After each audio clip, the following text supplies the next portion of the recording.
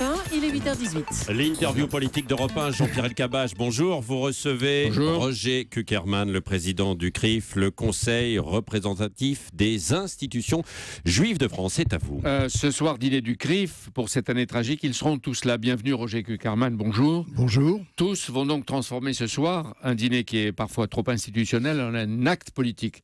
Est-ce que ça veut dire ce soir on va rejouer l'unité nationale ? J'espère. En tout cas, c'est un dîner républicain où toutes les forces de la République sont présentes. Et c'est un moment important parce que nous avons vécu une période extrêmement difficile. Et je veux tout d'abord remercier les forces de l'ordre, la police et l'armée qui ont assuré notre protection alors qu'elle était en danger. Puisque nous avons eu des meurtres, puisque désormais le djihadisme se répand sur l'Europe. Et on l'a vu à Toulouse, on l'a vu à Bruxelles, on l'a vu à la Porte de Vincennes et on l'a vu tout récemment à L'État Copenhague. s'était donc engagé à protéger des lieux de culte, d'associations, des écoles. Il tient sa promesse. Mais plus de 10 500 soldats en opération intérieure, c'est-à-dire avec en armes et prêts à tirer, renforcent les policiers pour assurer cette protection. Jusqu'à quand voulez-vous-les ?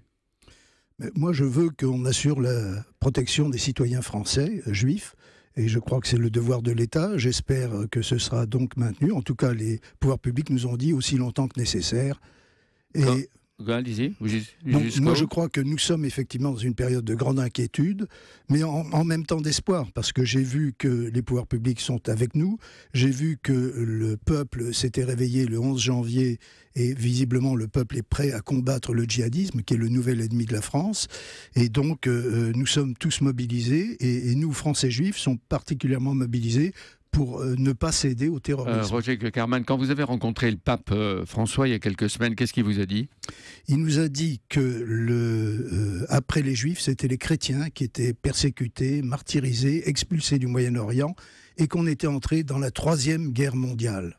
Cette année, pour les 70 ans de la libération des camps de la mort, on a enseigné cette année, on a montré l'ignominie nazie que fut la Shoah. Et pourtant, il y a des adolescents français qui ont dessiné la croix gammée, qui ont crié Heil Hitler. C'est l'échec de quoi et de qui ? Oui, il est clair que depuis 30 ans, l'éducation nationale a failli à sa mission d'intégration. Les réformes sont nombreuses à faire dans tous les domaines. L'éducation, évidemment, en premier lieu, mais aussi la justice, mais aussi la culture, mais aussi dans tous les domaines, on a des choses à revoir. Mais le plus urgent, me semble-t-il, c'est de s'attaquer au djihadisme. Il est absolument aberrant que dans les prisons françaises, on enseigne le djihad. Il est aberrant qu'on laisse sur Internet se développer l'enseignement du djihadisme et qu'on laisse se développer des messages de haine. Je crois qu'il faut considérer que les réseaux sociaux, lorsqu'ils acceptent de laisser porter ces messages de haine, sont complices de ce qui se passe, et donc il faut y remédier très rapidement. Vous avez noté que Bernard Cazeneuve était en Californie et à New York pour convaincre Internet, les Google, Facebook, etc., de lutter aussi contre l'utilisation de la toile par le djihadisme. Donc vous dites l'éducation, oui, il faut la reprendre, mais comme dit Najat Vallaud-Belkacem, la fermeté punitive d'abord. Absolument, et dans tous les domaines, c'est pour ça que la justice est en cause également. Moi-même, je suis d'ailleurs 3 fois mis en examen par 3 juges d'instruction différents à l'initiative de M. Dieudonné. Ça montre à quel point les choses sont aberrantes aujourd'hui.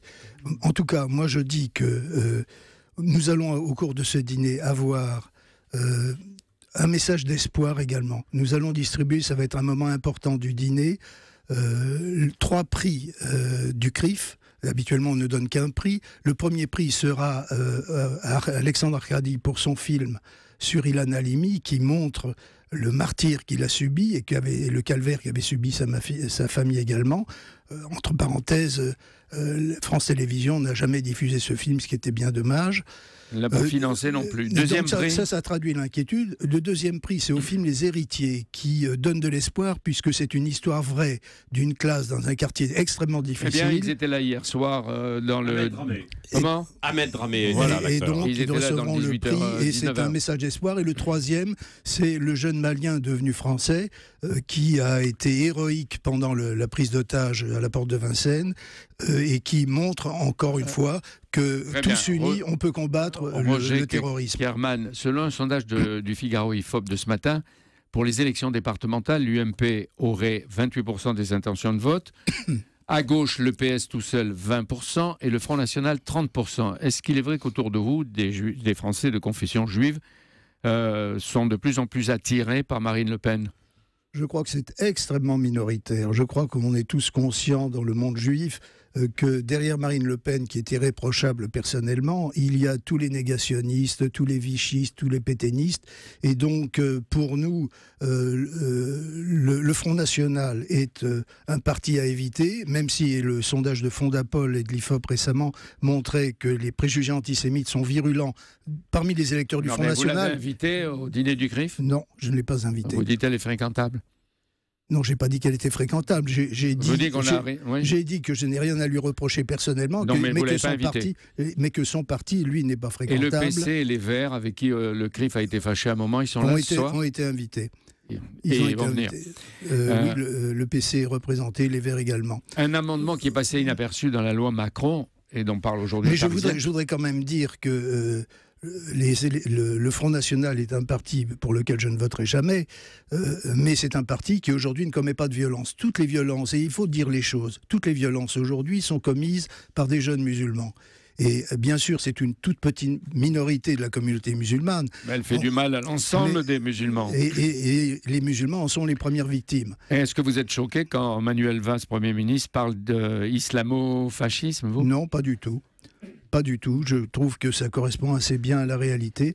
Et alors, c'est une toute petite minorité. C'est quelques milliers par rapport à quelques millions d'habitants musulmans français. Donc, c'est de l'ordre du 1 pour 1000.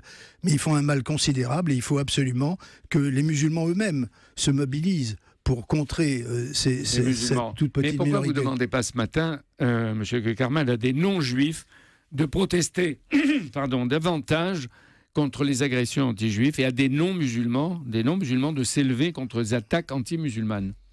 Je crois que la France n'est pas du tout antisémite et qu'elle nous soutient, mais elle pourrait s'exprimer davantage. Mais les gens s'expriment difficilement aujourd'hui dans la rue. Par contre, moi je compte sur les imams pour mobiliser tous les musulmans contre l'antisémitisme qui règne et qui provoque des actes antisémites. Il y a quelque chose qui ne vous choque pas en France. On entend trop souvent « juifs de France ». Est-ce que vous n'avez pas envie de dire assez qui sont citoyens français, qui sont chez eux? Ça suffit, non? Ça, c'est de la pure sémantique. Moi, nous sommes des citoyens, point. Et on ne dit pas juif américain ou américain juif, ça n'a aucune espèce d'importance. Nous sommes des citoyens français de confession juive, point. Régulièrement, je ne peux pas ne pas poser la question, Benjamin Netanyahou invite les juifs de France à quitter leur pays, à rejoindre Israël. Souvent, d'ailleurs, ils vont au Canada, aux États-Unis. Et sans doute, ils croient bien faire.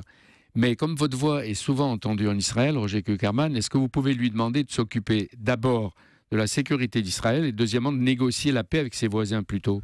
Moi, je trouve que vous attachez beaucoup d'importance à la déclaration de Bibi Netanyahou sur l'appel à l'Alia. Je crois que les gens qui envisagent de partir ne prennent absolument pas en considération les propos du Premier ministre israélien ou de tout autre ministre.